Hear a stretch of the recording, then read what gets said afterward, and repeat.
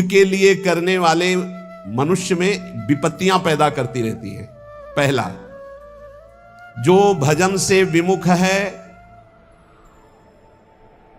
और स्वार्थ परायणता में रत है। स्वार्थ परायण, कैसे धन बढ़े, कैसे भोग सामग्री बढ़े, कैसे कैसे, और भजन से विमुख है, वो कुछ भी कर ले परिणाम में उसे विपत्ति ही भोगनी पड़ेगी। उसे हमें लगता है ये लिख लेना चाहिए, बिना भजन के कुछ भी कर लो परिणाम में आपको विपत्ति भोगनी पड़ेगी। हनुमान जी महाराज कहे, हनुमंत विपत्ति प्रभु सोई, जब तो सुमिरन भजन न होई। चाहे कुछ भी हो, नौकरी कर रहे हो, किसानी कर रहे हो, गृहस्थी, कुछ भी हो, नाम जप जरूर करो, तुम्हें विपत्तियों से बचा लेगा नाम जप। दूसरा, जो शरीर में शैतान वास करते हैं, उन शैतानों को जो अपने अधिकार में नहीं लिया उसको विपत्ति प्राप्त होती। शैतान काम, क्रोध, लोभ, मोह, मद, मत्सर, ये दुराचार कराने वाले शैतानों को जो अपने अधिकार में नहीं ले लेता, उनके अधिकार में समर्पित हो जाता है, उसको विपत्ति पे विपत्ति भोगनी पड़ती है। पहला, जो नाम जप ना करके केवल स्वार्थ के कार्यों में रत रहता है, कुछ भी कर ले विपत्ति भोगनी पड़ेगी। दूसरा, जो अपने शरीर को ये अंदर बैठे हुए शैतानों के हवाले समर्पित कर देता है, उनकी गुलामी स्वीकार कर लेता है, काम, क्रोध, लोभ, मोह, मद, मत्सर, इनको शासन में नहीं लेता, उसको जीवन भर विपत्ति भोगनी पड़ेगी, शारीरिक, मानसिक, लौकिक, पारलौकिक। तीसरा, जो मृत्यु की तैयारी नहीं करता, उसे विपत्ति ही विपत्ति भोगनी पड़ेगी। मृत्यु की तैयारी कई बार चर्चा हो चुकी है। मृत्यु की तैयारी, यहां जीने की आशा में सब लगे हुए हैं, लेकिन मृत्यु की तैयारी कौन कर रहा है? वही जो गुरु कृपा पात्र है, वो मृत्यु की तैयारी कर रहा है। नहीं, सब बैंक बैलेंस की तैयारी कर रहे हैं, सब नाना प्रकार के भोग इकट्ठे करने की तैयारी कर रहे हैं। तुम्हारे बाप बाबा तुम्हें इतना कमा के नहीं देंगे कि तुम बैठे बैठे खाओ, तो तुम कमा के जब इतना जाओगे ना, तो ये बैठे बैठे इतना उपद्रव करेंगे कि जेल जाएंगे, नरक वाले काम करेंगे। नहीं, ये सुधरेंगे। ये सुधरेंगे तब जब इनको ठोकरें लगेंगी और स्वयं में ये तैयार होंगे, तब ये लोग पर लोग संभाल लेंगे। ये भोग सामग्री से सुधरने वाले नहीं। अगर आप सोचते हो अपने परिवार को मैं इतना भोग सामग्री इकट्ठा कर दूंगा सुखी हो जाएंगे, तो अपने परिवार की दुर्गति का स्थान बना करके जा रहे हो।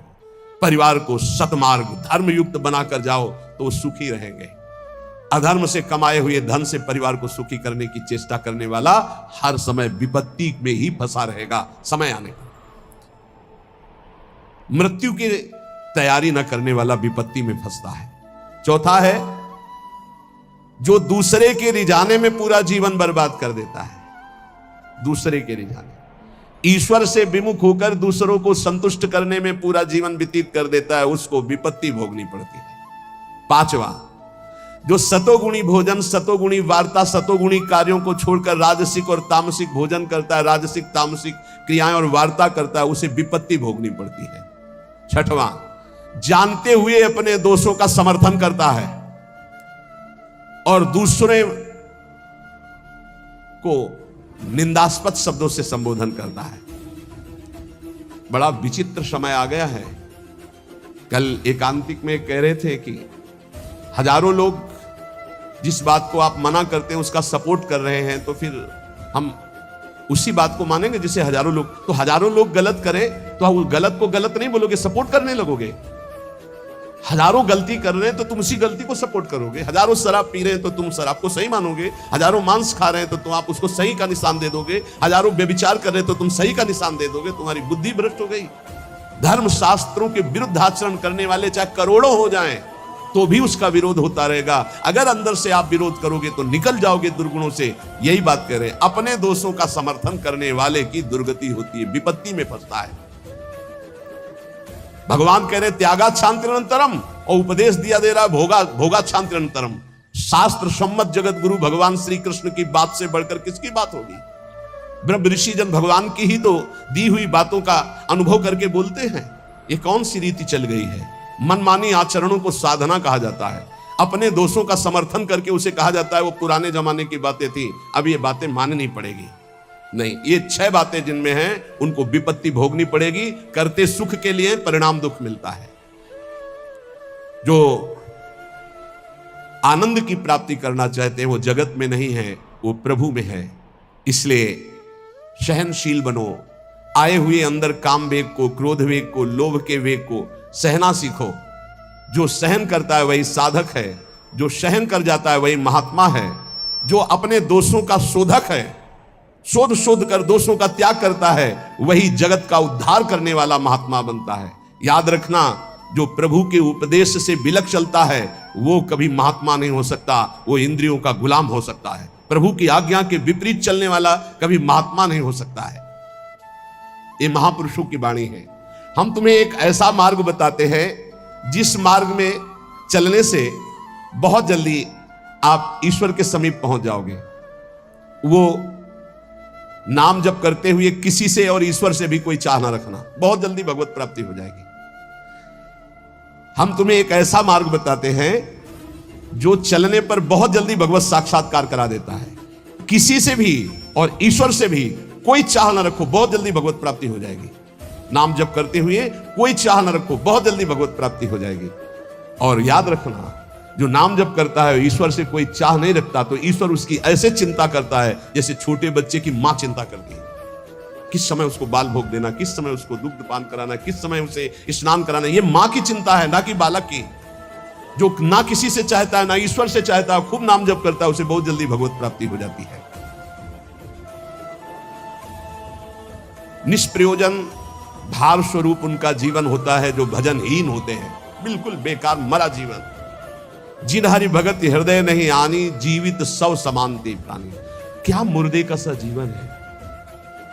इतना कीमती जीवन, एक एक श्वास भगवान के भजन में लगानी चाहिए। व्यर्थ के जीवन में, व्यर्थ के खान पान, कई कई ऐसी बातें जिनकी याद आकर हृदय में आम हंसता है, ऐसे जीवन को नष्ट किया जा रहा है। भ्रमण में सब दृश्य देखे, गंगा का किनारा पावन तपस्वियों के लिए भी और राक्षसों के लिए भी है। जो पावन स्थान तप के लिए है, वही राक्षसों के दंडकारण्य में तपस्वी भी तपस्या करते थे और राक्षस भी रहते थे। दोनों का ये व्यर्थ जीवन, निरर्थक जीवन, जो अपनी वासनाओं की पूर्ति के लिए दूसरे जीवों को तड़पा तड़पा के, फिर काल उनको तड़पा तड़पा के मारता है, सांस लेने का अवसर नहीं देता। इसलिए निष्प्रयोजन भार स्वरूप मानो जीवन मत जियो, कीमती जीवन है। जिनका भोजन पवित्र है, उनके विचार पवित्र हैं, वही एकांत में ईश्वर अर्पण बुद्धि से अपने समय को व्यतीत करते हैं। कार्य करते हुए एकांतिक अर्थात अंदर चिंतन चल रहा है, ईश्वर अर्पण। सात्विक भोजन भूख की अपेक्षा कम खाओगे तो भजन बहुत जोर का होगा। लौकिक प्रतिष्ठा बढ़ने लगे तो भगवान से प्रार्थना करो कि आपका स्मरण न छूटने पावे, लौकिक प्रतिष्ठा में महत्व न होने पावे। जानबूझकर सुख सुविधाओं का त्याग करके जितनी कम वस्तुओं का सेवन कर सको, कम पैसे वाली वस्तुओं का, उतना ही तुम्हारा ईश्वर के प्रति प्रेम बढ़ेगा। ईश्वर इच्छा को जानने वाला ही महात्मा होता है। जोई जोई प्यारो करे सोई मोई भावे, मेरे प्यारे की क्या इच्छा है ये महात्मा जानता है। अन्याय से प्राप्त वस्तुओं को पाने वाले के सारे करण पाप लिप्त हो जाते हैं। अंतःकरण, बुद्धि, मन, चित्त, अहंकार, वो इच्छा ना होने पर भी दूषित अन्न के कारण पाप इच्छा प्रकट होकर उससे पाप कराती है। जो घूस लेता है, अन्याय पूर्वक निर्णय करता है, ऐसों का धन उनके परिवार को नष्ट कर देता है, और उनका किया हुआ दान जिसके पास जाता है उसकी अंतःकरण की वृत्ति को नष्ट करके पाप आचरण करवाता है। इसलिए भगवत मार्ग में चलने वाले उपासकों को घूस लेने वालों से जो प्रतिग्रह दान लेना है उनसे बचे। खूब खुली बात है। ये जो अन्याय अधर्म करना पैसे के बल से सीख गए हैं, अपने पद का दुरुपयोग, ऐसे लोगों से जो दान लिया जाता है, ऐसे लोगों से जो अर्थ लिया जाता है, वो केवल पाप विचार बढ़ाता है, पाप आचरण बढ़ाता है। इसलिए बहुत सावधान। देखा महाप्रभु चैतन्य देव से जब महाराज प्रताप रुद्र बड़े महाभागवत थे, उनके दर्शन करने की बात सामने रखी गई कि वो दर्शन करने आना चाहते, तो उन्होंने कहा तुमने क्या समझ रखा है? एक मैं वीतराग सन्यासी में राजा के दर्शन के उनके लिए दरबार में जाऊं या उनको यहां बुलाऊं, मुझे क्या आवश्यकता है? नहीं, राज दर्शन भी निषेध। ऐसा जो उपासक चाहता है कि मैं सच्चे भाव से भगवान के मार्ग में चलूं, तो पाप कर्म करने वालों से, उनके द्वारा दी हुई वस्तुओं से बहुत दूर बच करके भूखे रह जाओगे तो ठीक है, उनका अन्न न जाने पावे। ईश्वर भक्त अदृश्य परमात्मा की इच्छा का अनुमोदन करता रहता है और वह देखता रहता है कि मृत्यु हर समय हमारी प्रत्येक श्वासों को गिन रही है। इसलिए वो सर्वांग सुंदर होने पर भी अपने शरीर का राग नहीं रखता और तपश्चर्या के द्वारा, शरीर के द्वारा भगवान को प्राप्त कर लेता है। ईश्वर के सिवा दूसरी कोई भी वस्तु मिलेगी वो टिकाऊ नहीं होगी, परिवर्तनशील होगी, नाशवान होगी।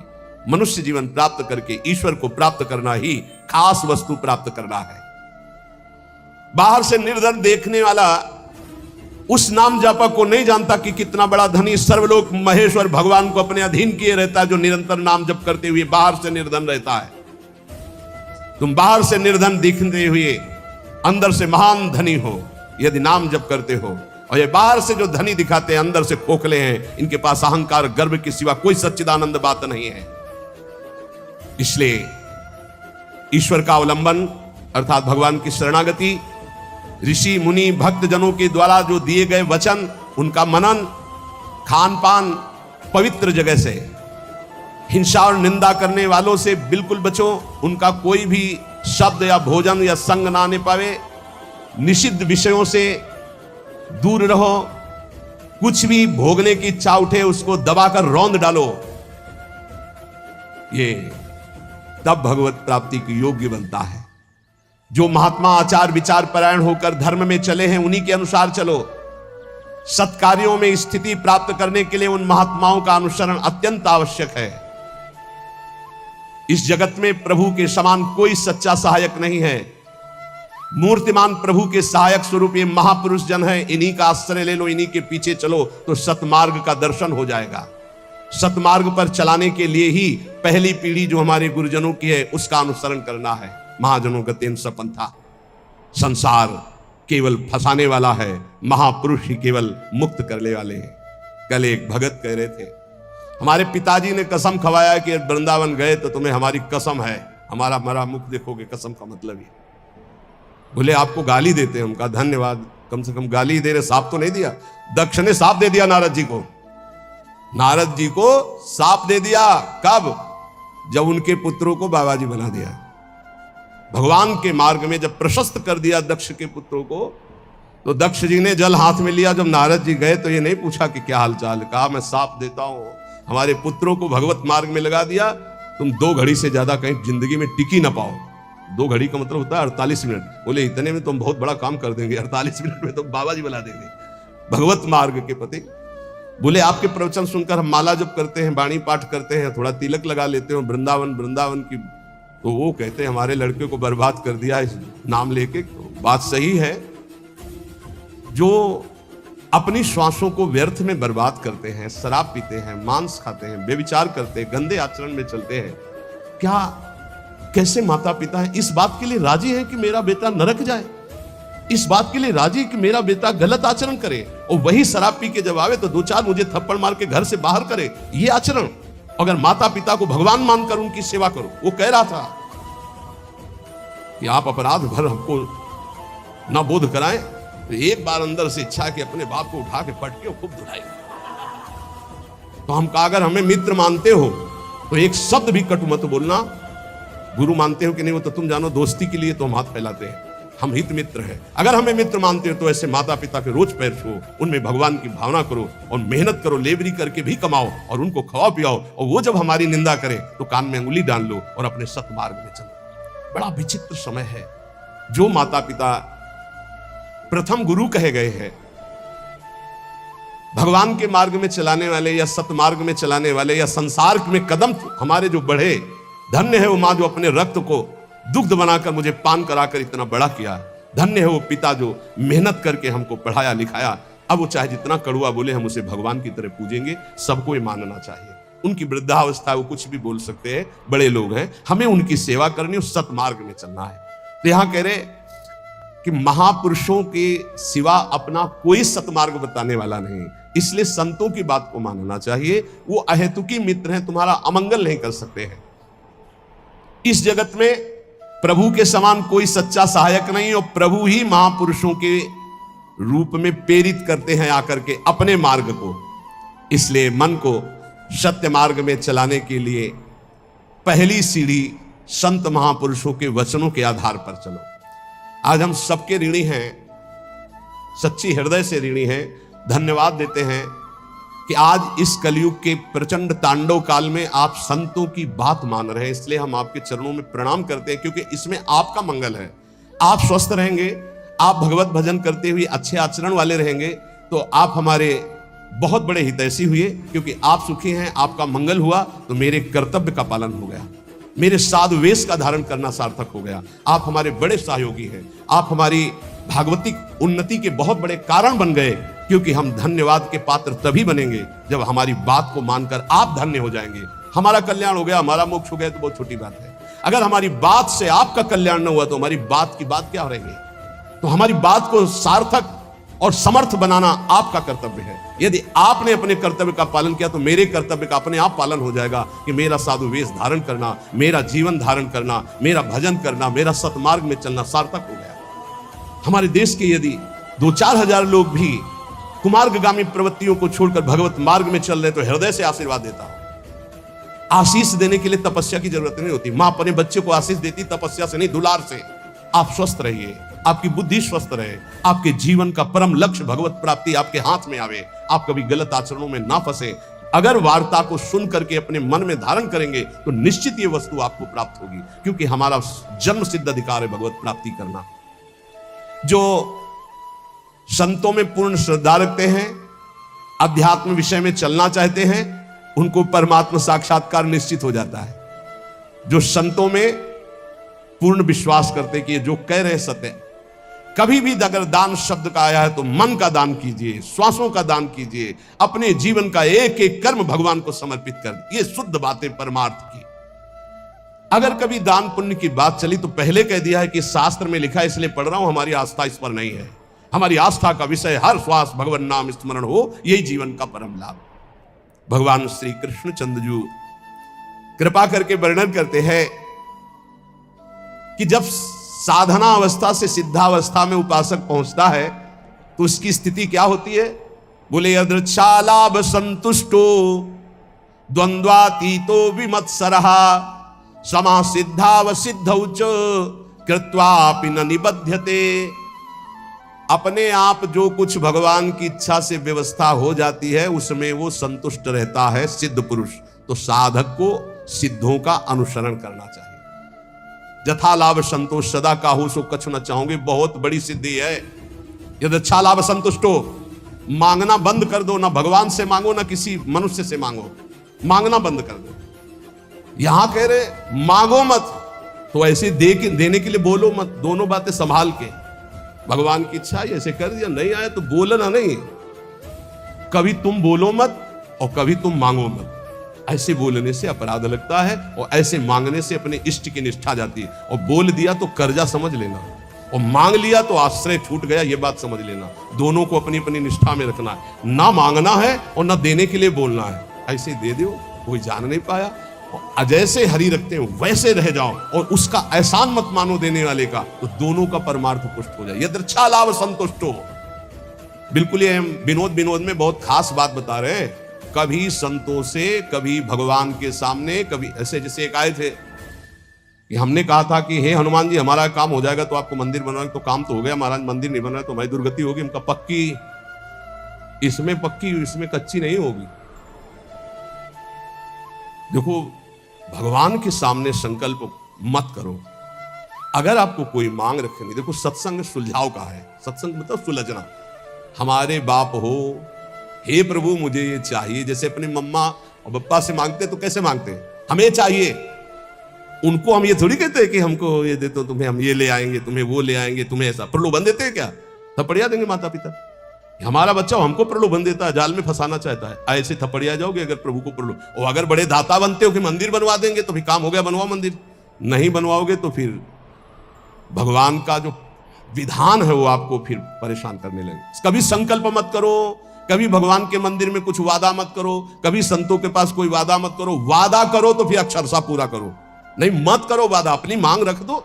संत हैं पिता के समान हैं, प्रभु हैं परम पिता के समान हैं, हनुमान जी हैं हमारे गुरु भाई है, हमारे मित्र हैं, हमारे इष्ट के प्रेमी है। अम्मा तो अम्मा है जगदम्बा, उनसे क्या कहें। उनसे मांग लो, उनसे क्या करें कि आपको चुनरी उड़ा देंगे, वो चुनरी की कमी है। अरे जिनके दूल्हा भगवान शंकर, उनके चुनरी कमी, विश्वात्मा भगवान। अम्मा हो आप हमें दे दो, हमारे मन में लालसा जगी। अब बेटे हो तो कुछ तुम्हें आवश्यक है तो आप भाव अपने अर्पित कर सकते हो मां के समान, लेकिन मांगना और वादा करना ये दो बातें नहीं। आज सत्संग में बात बैठा लो, ना भगवान के सामने ना कभी संत के सामने कभी वादा मत करो कुछ देने का। तुम्हारे पास जो कुछ है वो गुरुदेव का, इष्ट का है, क्या दोगे? अगर वादा करो तो उसे भूलो मत, निर्वाह करो। दूसरी बात, मांगो मत, वो सर्वज्ञ है, अपने आप पूरा करेंगे। यदृच्छा लाभ संतुष्टो, जैसे भगवान परिस्थिति दे रहे हैं उसमें संतुष्ट रहो। द्वंद्वातीतो विमत्सरा, किसी भी द्वंद्व का तुम्हारे ऊपर कोई प्रभाव ना पड़े। जैसे मान है, अपमान है, अनुकूलता है, प्रतिकूल। कल एक अपने यहां तो बहुत बड़ी कृपा होती है, हर प्रकार के उदाहरण मिलते रहते। कल एक भगत जी ने कहा जब अनुकूलता रहती तो हमें पातिव्रत धर्म भी याद रहता है, सब याद रहता, जब प्रतिकूलता आती तो सब भूल जाते हैं। इसको कोई भक्ति कहते हैं? अनुकूलता में तो सब जय हो बोलते हैं, जब प्रतिकूलता में जय हो बोलो तब तो तुम्हारी भक्ति रही। द्वंद्वातीत तो अनुकूल प्रतिकूल, मान अपमान, लाभ हानि, दुख सुख में बराबर जिसका भाव रहता है वो सिद्ध महापुरुष होता है। साधक को बराबर भाव रखने की चेष्टा करनी चाहिए। विमत्सरा, किसी के प्रति ईर्ष्या मत रखो, ईर्ष्या बहुत हानिकारक है। ईर्ष्या में बहुत बड़े बड़ों का पतन होते देखा है। ईर्ष्या बहुत जल्दी नाश कर देती है, इसलिए ईर्ष्या दूसरे के प्रति होने का मतलब अपना नाश करना। समा सिद्धाव सिद्धो चो, साधन में चल रहे हो, लाभ मिले ना मिले, आपका साधन सच्चिदानंद में, निराश होने की जरूरत नहीं है। बहुत ध्यान से सुनना, नहीं तो ये आने लगता है कि हमारा इतना समय हो गया भजन करते, कोई लाभ तो हमारे को मिला नहीं। देखो, गुरु कृपा से कभी तुम्हें लाभ नहीं दिखाई देगा, गुरु कृपा से। और जब लाभ दिखाई देने लगे तो जान लेना अकृपा आ गई है। क्यों? अहंकार के बिना लाभ का अनुभव नहीं होता। जब अहंकार आता है तब लगता है मेरे में सद्गुण आ गया, और जब दैन्यता आती तो बड़े बड़े सिद्ध महापुरुषों को देखा, कभी उनको यह अनुभव नहीं होता मैं प्रेमी हूं, मैं भागवती हूं। जितने महापुरुषों की वाणी आप पढ़ के देख लीजिए, अहंकार रहित महापुरुष तो अपने को अधम, तुच्छ, नीच, मूढ़, कामी, यही शब्द बोले अपने लिए। जब अपने में आ जाए कि मैं निष्कामी, मैं महात्मा, मैं सिद्ध, मैं तो जान लेना अहंकार जागृत हो गया है। और ये भगवान की कृपा से नहीं होता है, अकृपा से होता है। इसलिए समा सिद्धा व सिद्ध हुआ, चाहे ऐसी स्थिति दिखाई दे कि हमारे में कुछ लाभ आ गया है, या चाहे दिखाई दे कुछ लाभ नहीं आ गया है, ना फूलो ना भूलो, सम रहो। समा सिद्धा व सिद्धौ च, दोनों में समान भाव रखो। चक्रत्वापि न निबध्यते, वो कभी इस माया में बंधता नहीं है। आगे भगवान कह रहे, गत संगस्य मुक्तस्य ज्ञानावस्थित चेतसः यज्ञायाचरतः कर्म समग्रम प्रविलीयते।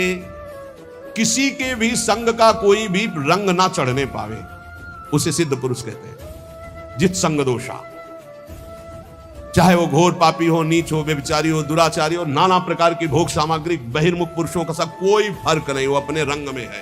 यो रही मुत्तम प्रकृति का कर शकत को संग, चंदन विष व्यापत नहीं लपटे रहत भुजंग। क्यों? क्योंकि वो परमात्मा भाव में स्थित है। गत संगस्य मुक्तस्य है, वो मुक्त हो चुका है, इसलिए कोई भी संग उसके ऊपर प्रभावित नहीं है। मुक्त महापुरुष की पहचान होती है, कोई भी संग उसके ऊपर प्रभाव नहीं डाल सकता।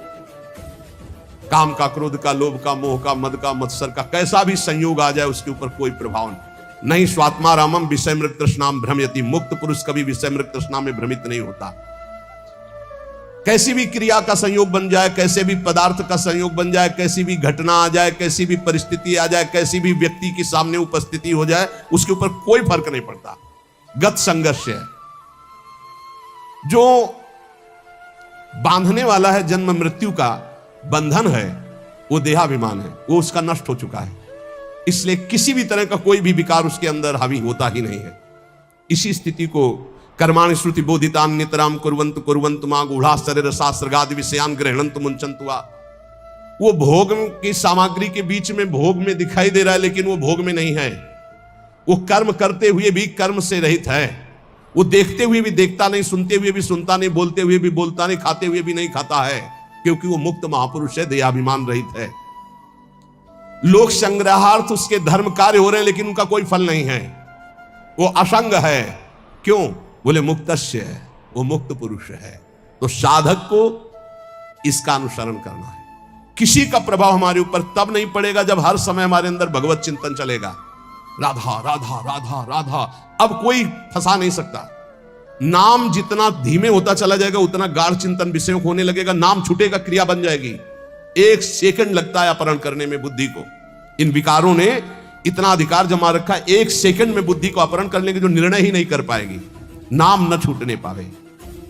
असंगो अहम पुरुषः, मैं असंग हूं, ना कभी कोई मुझे बांधा था ना कोई बांध सकता है, यह अनुभव हो जाता है सिद्ध महापुरुष को। किंतु असंग होते हुए उसने संग जिसने कर रखा है शरीर का, इंद्रियों का, मन का, बुद्धि का, अब उसके ऊपर प्रभाव पड़ेगा पदार्थ का, परिस्थिति का, व्यक्ति का, घटना का, सुख का, दुख का। और जिसने शरीर, इंद्रिया, मन, बुद्धि से अपने को असंग देख लिया, उसके ऊपर कोई प्रभाव नहीं पड़ेगा, उसे ही मुक्त पुरुष कहते हैं। कोई मेरी मनचाही करे या मेरे मन के विरुद्ध करे, कोई फर्क नहीं पड़ता। किसका? जो शरीर, इंद्रिय और मन से अलग हो चुका है। अलग क्या हो चुका है? वो तो अलग था ही, हां, अनुभव हो गया जिसको ऐसा। चाहे अकेला बैठा हो या हजारों के बीच में, शरीर स्वस्थ हो या रोगी, भोग बाहुल्यता हो या किंचन, मनचाही हो या मन के विरुद्ध, कोई फर्क नहीं पड़ता उसमें। गत संगत से मुक्तस्य, क्यों?